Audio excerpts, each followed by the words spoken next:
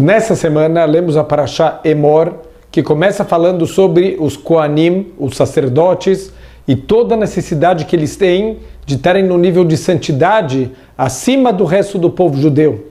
E a Parashá termina com um incidente, uma briga entre um judeu e um outro filho de um egípcio. Eles estão lá discutindo e de repente a Torá fala que o filho do egípcio, ele vai e amaldiçoa a Deus. Então ele recebe pena de morte por ter amaldiçoado publicamente o nome de Deus.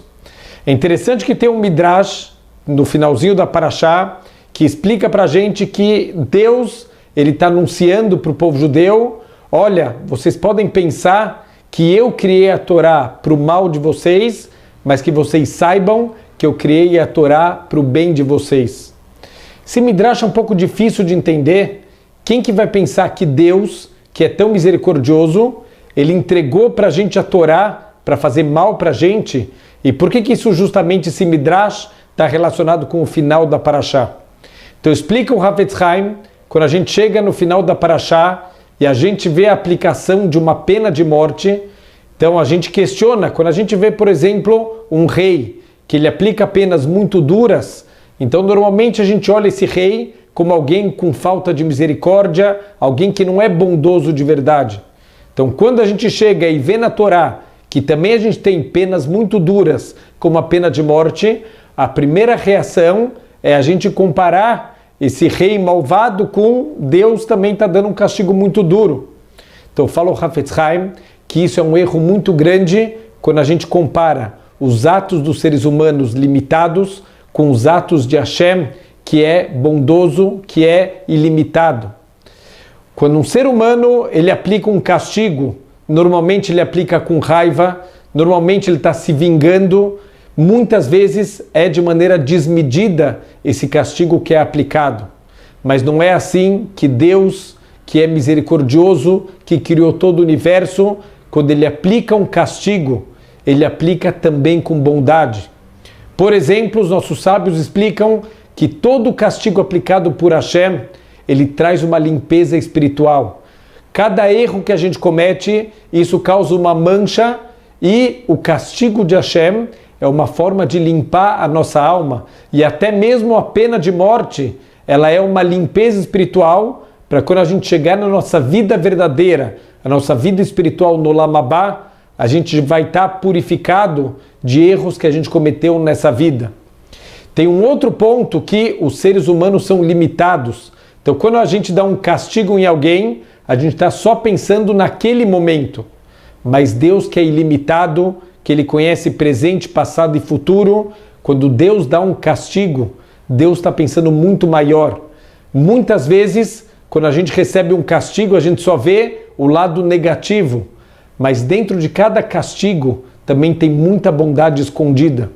Por exemplo, uma história que eu pessoalmente conheço, quem passou pela história, tinha certa vez um rapaz que estava se aproximando do judaísmo e ele trabalhava em São Paulo, ele tinha uma reunião muito importante no Rio de Janeiro e ele estava com um grupo de amigos, ele foi sair com os amigos e ele deixou a passagem de avião dentro do carro e o carro foi roubado. Ele ficou desesperado, o carro tem seguro, mas a passagem ele precisava embarcar no dia seguinte.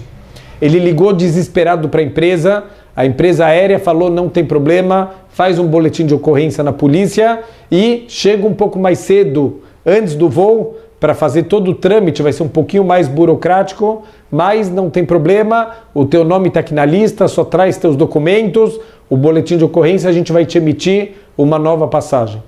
Esse rapaz estava tão desesperado, tão preocupado, ele dormiu mal à noite, ele acabou acordando muito cedo, ele foi para o aeroporto e conseguiu fazer tudo o que precisava, emitiu uma nova passagem, e aí a moça virou para ele e falou: tem um voo saindo agora às 6h15, ou se o senhor quiser pode esperar o teu voo que sai às 7. Ele falou: olha, se eu vou ficar aqui 45 minutos sem fazer nada no aeroporto, eu já vou embarcar agora, e aí, quem sabe eu dou uma volta para espairecer um pouco lá no Rio de Janeiro. E ele embarcou no voo das 6h15 da manhã. Ele fez a reunião, quando ele liga para casa mais ou menos meio-dia, ele escuta todo mundo chorando, parece que aconteceu alguma coisa, e ele pergunta: o que aconteceu? E a mãe pergunta para ele, quem pergunta que aconteceu sou eu. Como que você está me ligando se teu avião caiu?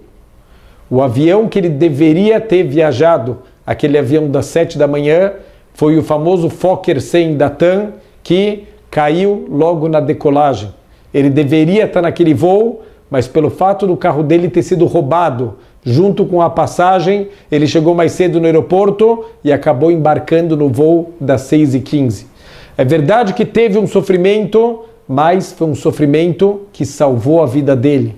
Só Deus pode saber presente, passado e futuro, e só Ele tem essa grandeza de saber cada castigo, quanto também tem de bondade envolvido.